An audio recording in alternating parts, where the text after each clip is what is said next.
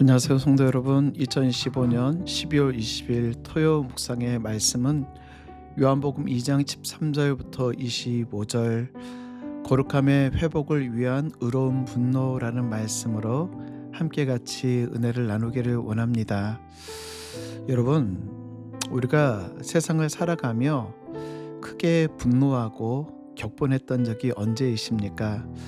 저 스스로 생각해 보면 크게 화를 냈던 기억, 감정은 남아있지만 지금 생각해 보면 왜 그렇게 화를 냈는지 그 이유가 불분명하고 잘 기억이 나지 않습니다. 아마 여러분도 비슷하실 거라고 생각합니다. 그날 내가 굉장히 분노하고 격분하고 화를 내며 그 사람에 대한 불편한 감정들은 남아있는데 세월이 지나 지금 돌아보니 내가 왜 그때 화를 냈지? 내가 무엇 때문에 그 사람과 앙금이 남아있지라는 기억이 잘 나지 않으실 것입니다. 자, 그러니까 무슨 말입니까? 그렇게 중요하지도 않는 일로 인하여 엄청나게 화를 냈다는 것이죠. 결국은 우리가 화를 내는 이유는 나 중심적, 나의 감정이 상하고 나의 기분이 나쁘고 나의 자존심이 상하고 내가 누군가의 불편한 감정 때문에 분노했던 일들이 대부분입니다. 하지만 우리 주님의 분노는 정말 하나님을 위한 의로운 분노였습니다. 우리가 분노를 느끼는 나의 개인적인 감정과 나의 개인적인 자존심의 문제가 아닌 우리 주님의 분노는 하나님을 위한 의로운 분노, 거룩한 분노. 그럼 왜 이렇게 예수님이 분노하고 과격하게 행동하셨을까요? 오늘 13절 말씀 보면 유대인의 유월절이 가까운지라 예수께서 예루살렘으로 올라가시더니 예수님께서 유월절을 맞이하여 예루살렘 성전에 들어가셨습니다. 그때 14절부터 16절에 있는 말씀을 보면 성전 안에서 소와 양과 비둘기를 파는 사람들이 서로 돈을 바꾸어 앉아있는 모습, 그 모습을 보시며 분노하셔서 노끈으로 채찍을 만들어 양이나 소를 다 성전에서 쫓아내고 돈 바꾸는 사람들의 돈을 쏟으시며 상을 엎으셨습니다. 예수님은 왜 이렇게 화가 나셨을까요? 성전에서 장사하는 일이 정말로 이렇게 분노하실 일일까요? 사실 상전에서 이 장사는 유대인들의 편의를 위해 돕기 위한 방편이었습니다.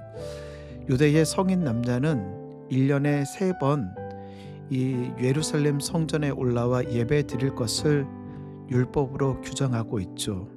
그리고 그들이 예루살렘 성전에 나올 때 정결한 짐승, 흠이 없는 짐승, 거룩한 짐승을 가져다가 하나님께 제사를 드리는 것이 예루살렘 성전에 나오는 사람들의 모습이었습니다. 그런데 이 예루살렘 성전 근처에 살고 있는 사람들이 준비되어지는 짐승을 가지고 오는 것은 크게 문제가 되지 않았지만 로마 제국 여기저기 흩어져 있던 유대인들이나 소아시아나 북아프리카 멀리 배를 타고 사막을 거쳐 몇 주에 이 예루살렘에 와야 되는 사람들은 아마도 정결하고 흠이 없는 그런 짐승을 가지고 온다라는 것은 불가능한 일이었을 것입니다. 그래서 멀리 오는 사람들을 위해 예루살렘의 제사장들이 이미 흠이 없다고 판정을 내린 양이나 염소나 비둘기와 같은 것을 사서 돈을 주고 제물을 바치는 것이었습니다. 근데 문제는 이렇게 좋은 제도, 편의를 제공하는 좋은 제도였지만 변질되어져 버렸다는 사실입니다. 그 안에서 정당한 값을 주고 이 물건을 사는 것이 아닌, 짐승을 사는 것이 아닌 2배, 4배, 심지어는 10배 이상의 돈을 주고 폭리를 취하고 있는 그 모습들, 여러분 한번 상상을 해 보십시오. 예수님이 서 계신 그 이방인들의 뜰 앞에서 경건한 기도 소리 대신에 가축들의 울음소리와 양의 우는 소리와 울부짖는 소리와 짐승들에서 나는 그런 배설물의 냄새들, 그리고 장사치들이 서로 돈을 더 준다 덜 준다라고 하며 서로 악유하고 싸우는 모습이 성전의 모습은 아니죠. 이런 그들을 위해 주님은 거룩한 분노, 의로운 분노, 채찍을 들어 짐승들을 다 쫓아내시고 상을 엎으시며 내 아버지의 집으로 장사하는 집을 만들지 말라 그들을 책망하시는 겁니다. 사랑하는 성도 여러분, 이 모습을 통하여 우리에게 주시는 영적인 교훈이 있습니다. 우리는 아니라고 이야기하지만 혹시나 우리의 모습 가운데 하나님의 성전이 거룩하게 드려져야 될 그 성전 가운데 세속화되어지고 세상의 것들이 들어와 아닌 것이 하나님의 본래의 성전의 역할을 감당하지 못하도록 돈벌이의 수단, 세속화의 수단이 되어져 버리는 것은 아닐까요? 근데 오늘 더 놀라운 말씀은 이토록 과격하고 혁명적으로 성전을 청결하게 하신 이후에 아버지의 집을 장사하는 집으로 만들지 말라 하셨을 때 유대인들이 예수님께 나와 질문합니다. 18절과 20절이죠. 이에 유대인들이 대답하여 예수께 말하기를 내가 이런 일을 행하니 무슨 표적을 우리에게 보이겠느냐. 예수께서 대답하여 이르시되 너희가 이 성전을 헐라 내가 사흘 동안에 일으키리라. 유대인들이 이르되 이 성전은 46년 동안의 지었건을 내가 3일 동안에 일으키겠느냐. 여러분, 예수님께서 그 짐승들을 쫓아내시고 돈을 바꾸어 주는 환선상들의 이 상을 엎어버렸을 때 아마 사람들은 와, 시원하다, 통쾌하다, 교회는 이래야지라고 하며 예수님이 하시는 일들에 대해서 통쾌하게 생각했을 것입니다. 근데 그 다음에 하신 말씀에 그들은 경악을 했죠.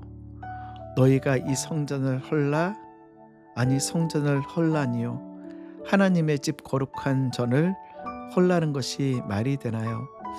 이들에게서는 너무나 큰 충격이었을 것입니다. 사실 유대인과 제자들도 처음에 이 말씀을 들었을 때 무슨 의미인지 몰랐습니다. 하지만 예수님이 부활하신 이후에 예수님이 당신의 육체를 가르쳐 예수 그리스도의 육신을 가르쳐 성전이라고 하셨다는 사실을 나중에 깨닫게 되어지죠. 21절 22절 그러나 예수는 성전된 자기 육체를 가르쳐 말씀하신 것이라 죽은 자 가운데서 살아나신 후에야 제자들이 이 말씀하신 것을 기억하고 성경과 예수께서 하신 말씀을 믿었더라.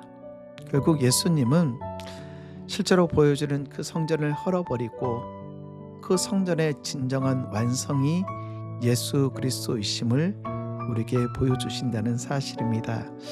말씀을 정리할까요? 사랑하는 성도 여러분, 오늘 성전 청결 사건과 성전을 헐라는 말씀과 사흘 동안 세우시겠다는 이 말씀을 연결하여 볼 때 정말 주님이 원하시는 바른 교회를 우리는 생각해 볼 수 있습니다. 여러분, 우리 가운데 성전 청결 사건을 통하여 하나님의 성전이 하나님의 거룩한 전이 될 수 있도록 우리가 정리하고 깨끗하게 하며 잘라낼 것이 무엇인가를 정말 주님의 마음에 합당하지 않은 것들이 있다라고 하면 때로는 아프지만 상처가 되어지만 그것들을 잘라내야 됩니다. 그리고 우리가 주님 앞에 드려지는 그 교회가 하나님의 이름이 드러나며 우리를 위해 십자가에 죽으신 부활하신 예수 그리스도를 노래하고 찬양하며 예수 그리스도의 복음이 선포되어지며 예수 그리스도가 주인 되어주시며 예수 그리스도의 몸을 세우는 교회, 예수 그리스도를 닮아 그리스도의 향기가 나는 교회 되시길 주의 이름으로 축원드립니다.